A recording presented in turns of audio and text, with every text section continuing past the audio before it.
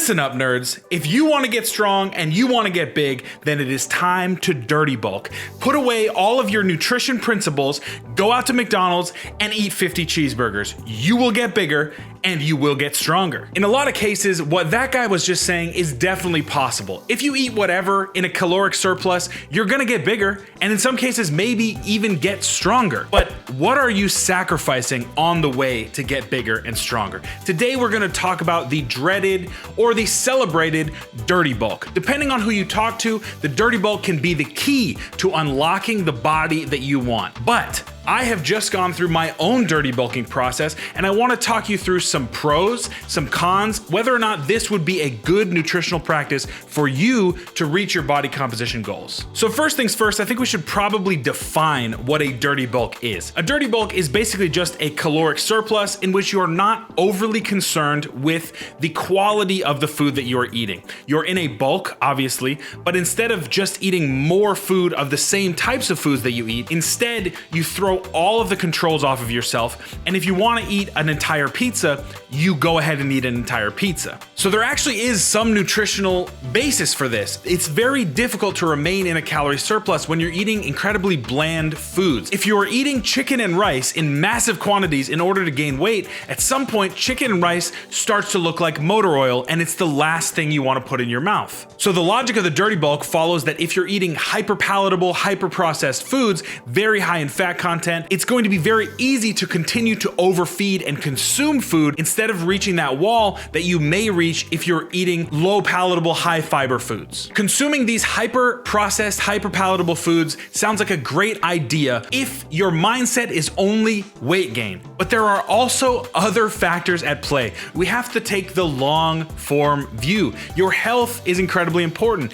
not just how you look. Of course, after the dirty bulk, you are going to then cut. And obviously, when you cut the weight, you're going to remove the hyperpalatable foods from your diet. So the idea is, okay, I had these for a season, for a moment, a couple of months, but now I'm back to eating clean, healthy foods. And so I can get rid of all of that and I can cut down to the weight that I want to while maintaining some of the strength gain. And so it was with that logic that I started my own dirty bulk last October.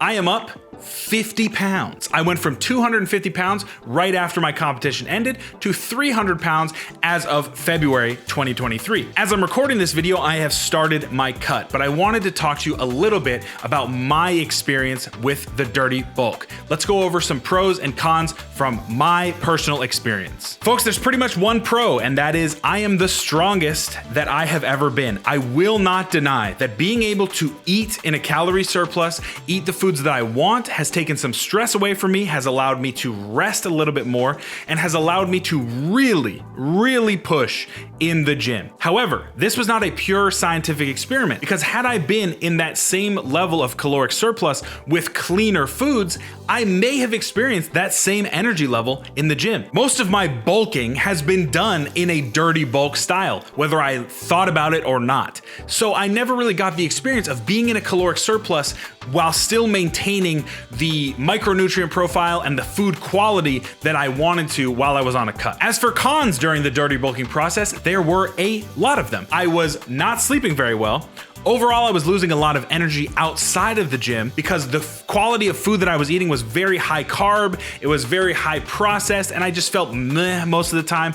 The only reason I felt really good in the gym, I think, is because I was burning some of that energy off, and also the amounts of caffeine that I was taking in before I was working out. After the gym, I would hit a crash around 3 p.m. to the point where I wanted to take a nap from 3 to 6. It was miserable. In terms of objective changes, I did gain some muscle, I can notice, but after about 20 pounds on the dirty bulk, the other 30 seemed to go right to my stomach, right to places that I didn't want. But I think I have some visceral fat, some more visceral fat around my stomach than I did before. I have definitely gained weight, and not all of it was muscle. In fact, I probably would say 50% was muscle and 50% was fat. These are just fast and loose numbers, I'm just taking a guess, but based on my own body composition, this was not the way that I wanted to gain weight. I will say a giant caveat to this is no bulk is complete without its cut.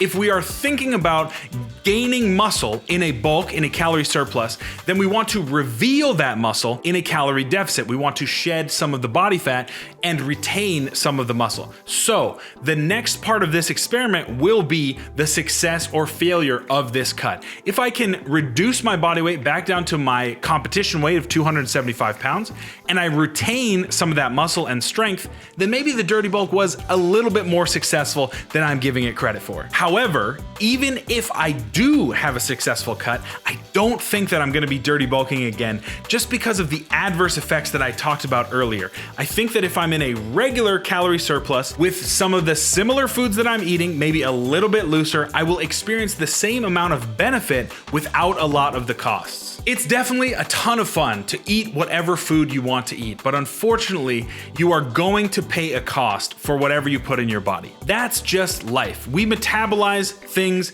differently, and this is very individual. But for me, a diet filled with highly palatable, highly processed foods may feel good up here, but it feels really bad down here. So during my next phase of nutrition, I think that I'm going to cut down and then bulk back up with more of a clean bulk style so that we have something to compare to. So there you go, my friends, a little bit of some insight into my nutrition and whether or not dirty bulking could be a positive or negative process for you. I really hope you enjoyed this video. I hope you enjoyed coming along with me on my nutrition journey. If you want to learn how to track your own nutrition, you got to watch this video right here to learn about the best macro tracking app on the market. Thanks for watching, get strong, and stay strong.